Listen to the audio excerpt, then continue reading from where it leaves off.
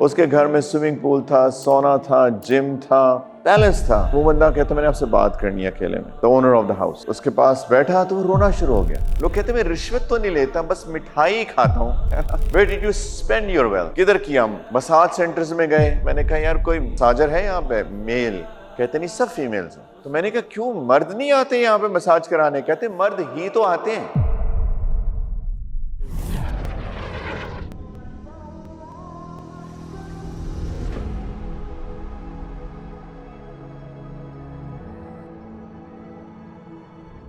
الحمد للہ وکفی وسلام علی عبادہ الذین اصطفی، اما بعد فاعوذ باللہ من الشیطان الرجیم، بسم اللہ الرحمن الرحیم، اللہم صلی علی سیدنا و نبینا محمد وعلی آل سیدنا محمد وبارک وسلم، ولا حول ولا قوة الا باللہ العلی العظیم، ربنا زدنا علما۔ تھینک یو ویری مچ جی آپ لوگوں کا سب کا کہ آپ لوگ آئے۔ میں کہہ رہا تھا مجھے یہ سمجھ نہیں آتی کہ لوگ پیچھے جا کے کیوں بیٹھتے ہیں، آگے کیوں نہیں بیٹھتے۔ An eye on all the audience. You're supposed to keep an eye on me. That's it. So, ایسی topic is very important.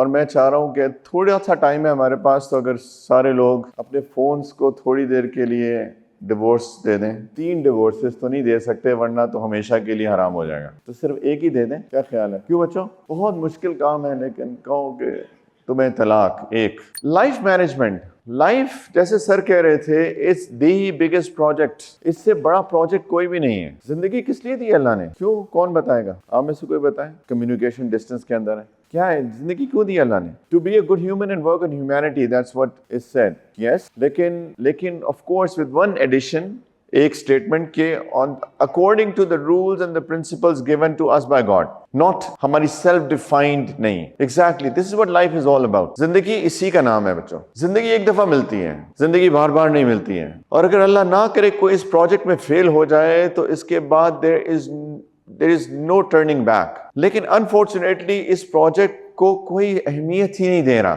Nobody is giving any importance to this project whatsoever۔ People are taking it lightly, they are taking it as a joke۔ اللہ تعالیٰ نے قرآن کے اندر بھی کہا ہے وَمَا هُوَ بِالْهَزْلِ، یہ مذاق نہیں ہے۔ There are consequences۔ سب سے پہلے consequences ہوتے ہیں اس دنیا کے اندر۔ کیا گروپ ہے آپ لوگوں کا؟ ارلی 20s یا اور ارلی 20s۔ زندگی بچوں بہت اپس اینڈ ڈاؤنز کا نام ہے۔ زندگی بہت چیلنجنگ ہے۔ زندگی ایک پلیٹو نہیں ہے۔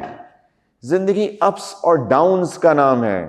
سمجھ میں آ رہی ہے؟ زندگی میں یا انسان اوپر جاتا ہے یا انسان نیچے آتا ہے۔ زندگی میں بہت ٹربولنسز ہوتی ہیں۔ It is supposed to be like that. کسی کے ظاہر پر کبھی بھی یہ مت سوچنا کہ all is well with him or her۔ ہو سکتا ہے آپ کو کوئی شخص ملے مسکرا رہا ہے، but it does not necessarily mean کہ اس کے اندر بھی مسکراہٹ ہے۔ ایک شخص مجھے ملا اسکاٹ لینڈ میں، بہت پیسہ تھا اس کے پاس، بہت مال تھا اس کے پاس۔ اس کے میں گھر گیا، اس نے انوائٹ کیا۔ اس کے گھر میں ہر چیز تھی that you can imagine and you can think of۔ اس کے گھر میں سوئمنگ پول تھا، سونا تھا، جم تھا، پیلس تھا۔ میں نے کہا میں نے وضو کرنا ہے، تو کہہ رہا یوز یور واش روم۔ میں واش روم گیا، literally I would say wash room stage جتنا ہوگا، اتنا موٹا کارپیٹ وال ٹو وال ان دا واش روم۔ اندر واٹر مساج کی مشینیں لگی ہوئی تھیں۔ مطلب جسٹ امیجن کہ پیسہ بندہ کہے نا میں کہاں خرچ کروں، انسان سوچے میں کہاں خرچ کروں، تو اس بندے نے ہر چیز دنیا کی لے لی۔ جب میں واش روم سے نکلا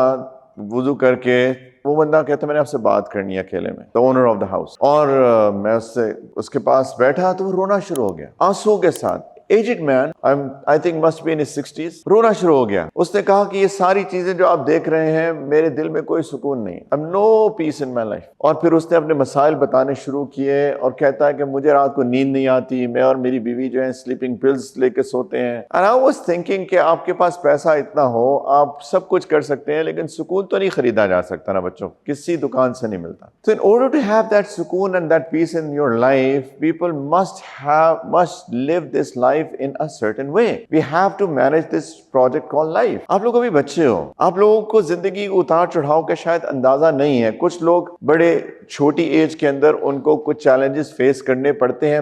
I feel although ہمیں اللہ سے عافیت مانگنی چاہیے، لیکن I feel it's a blessing in disguise، کیونکہ آپ بہت چھوٹی عمر کے میں تیار ہو جاتے ہو ان چیلنجز کو فیس کرنے کے لیے جو کہ آگے آنے والے ہوتے ہیں۔ اللہ تعالیٰ پریپیئر کرتے ہیں انسان کو۔ نبی کریم علیہ السلام یتیم پیدا ہوئے، باپ کا سایہ نہیں تھا۔ جتنے چیلنجز اللہ کے رسول صلی اللہ علیہ وسلم نے گزارے کسی انسان نے نہیں گزارے۔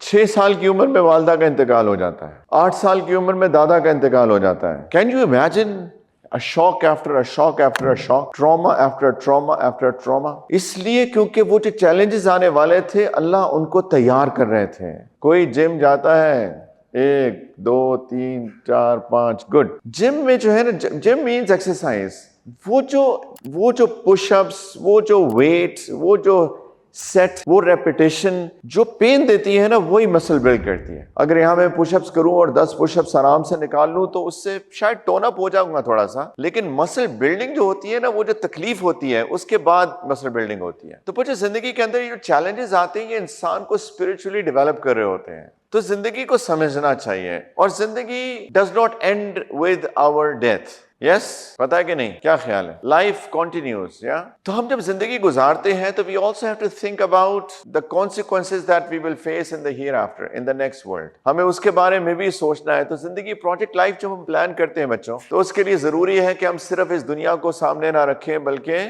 آگے والی زندگی کو بھی سامنے رکھیں. یہ جو حدیث ہے, نبی کریم علیہ الصلوۃ والسلام نے فرمایا انسان کے قدم نہیں ہلیں گے قیامت کے دن اپنے رب کے پاس سے جب تک کہ اس سے 5 چیزوں کے بارے میں سوال نہیں کیا جائے گا. Number 1, about his life and what he did with that. قبر کے سوال کتنے ہیں؟ تمہارا رب کون ہے؟ نمبر 2, تمہارا دین کیا ہے؟ نمبر 3, نبی کے بارے میں پوچھا جائے, ان کو جانتے ہو, پہچانتے ہو؟ سیریس کوسچنز یار, سیریس کوسچن یار.